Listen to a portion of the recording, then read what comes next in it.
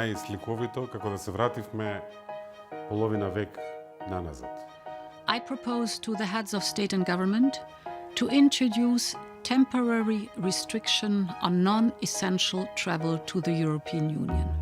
Одеднаш не се почитува Шенген договорот, граници, проблем со проток на камиони, луѓе оставени во меѓугранични зони. Да можеме книга да напишеме за изминатите 3 месеци. Имавме ситуација од праќање на лек за канцер од тука за Канада. Излекување на роба која што е важна за македонската економија. Дневен состанок на кризниот штаб во Министерството за надворешни работи. Ако до неодамна прашањето беше како македонските државјани поради пандемијата заглавени во други земји да се вратат дома, сега тема е како наши државјани со престој во други држави да се вратат таму. Каква е состојбата од Македонија кон Европската унија? Да, тоа е се повеќе засилува тоа движење кон Европската унија, и тоа треба да се нагласи дека Европската унија ги засилува мерките за без, со оглед дека порастот е значаен. Така да се уште важи основното правило дека треба да се има дозвола за престој пред се, сите други причини и барања се разгледуваат одделно и по специјални постапки. Така да луѓето се уште не се сите информирани. Интересот на граѓаните ќе биде уште поголем по најавата на Унијата за скорешно отворање на своите надворешни граници. Но тоа нема да важи за граѓаните на сите земји, туку само за оние што имаат добра епидемиолошка слика. Тука спаѓа и регионот. The Commission itself, we propose that the Western Balkan states should be on the list already on the 1st of July. Ова сценарио регионот да биде исклучен од забраната за влез во Унијата, представници на Брисел го навестили уште во средината на мај за време на регионалната министерска видеоконференција за справување со последиците од COVID-19. Сигналот е дека прво очигледен е географскиот аргумент, тоа што ова ужасна криза не турна да соработуваме, покажува многу видливо колку е важна во однос на перспективата од Брисел и другите земји членки, главни градови, колку овој регион е важен и за практични работи.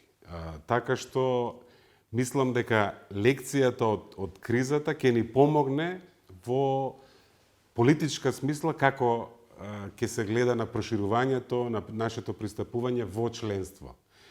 Очигледно е дека мора со нас да се работи и дека сме заедно. И во смисла на пандемијата, и во смисла на транспорт, и во смисла на многу, па и економски.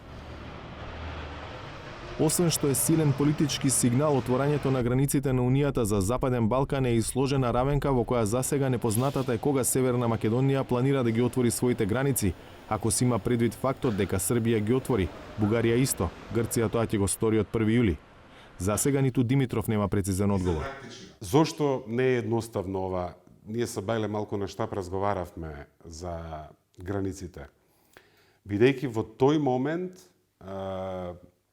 ќе биде многу тешко да имаме различни режими од околните држави.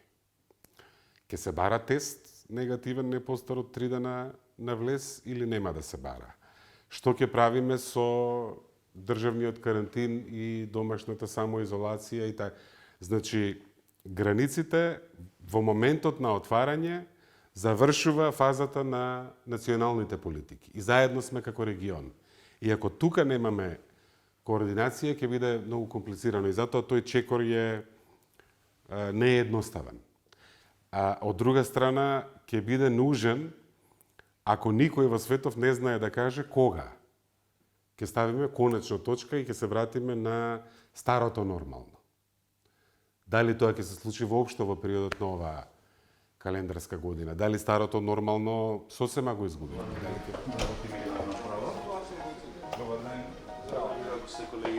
Од овие канцеларии се координираше репатриацијата. Сега од нив се води процес во обратна насока. Враќање на македонските државјани во земјите каде работат или привремено живеат. Има огромен интерес за напуштање на државата. Значи, еден обратен процес кој е подеднакво сложен, бидејќи најмногу зависи од државите на прием, не од нас. Ние помагаме од секој аспект, меѓутоа правилата ги диктираат државите на прием, на дестинацијата. И тоа граѓаните, значи, не секогаш го разбират. Се множи бројката, секој ден се повеќе, така да може да се каже дека груба некоја бројка помеѓу 50 и 100 на дневна основа. Ние помагаме пред се со информација. Потоа асистираме во пренесувањето на барањето. Меѓутоа постапките се формални, екзактни и зависат ги диктираат државите на прием, така да не можеме да гарантираме ние успешно враќање, освен укажување што е потребно да се исполни. Сепак, сегашната ситуација тешко може да се спореди со состојбата во екот на пандемијата, кога тим од 20 дипломати од МНР асистираше во враќањето на речиси 6000 граѓани во земјава, дали со десетици летови или со организирање низа хуманитарни конвои. Министерството го покажа својот капацитет и во оваа смисла. Се соочивме прв пат со оваа ситуација, никогаш претходно. Од организација на патување до политичко обезбедување на дозволи, значи на комплетно нова ситуација, не е едноставно да се обезбеден транзит за наш граѓанин. Прво земјите од соседството, вклучително и земји членки на ЕУ и оние кои се кандидати. И со Бугарија, и со Србија, и со Грција, и со Албанија имавме исклучително добра соработка. Особено во два случаи, хуманитарен карактер и зелениот коридор за проток на стоки, непречено движење на камионите. Како еден од нашите стратешки партнери, Европската унија исто така преку својот механизам ни овозможи репатриација и преку летови, а исто така и поддршка преку нашите амбасади во главните градови на земјите членки на ЕУ. Поради пандемијата, МНР ја прекрши досегашната практика. Наместо еден, за дипломат на годината беа прогласени 16 дипломати, сите членови на кризниот тим за репатриација.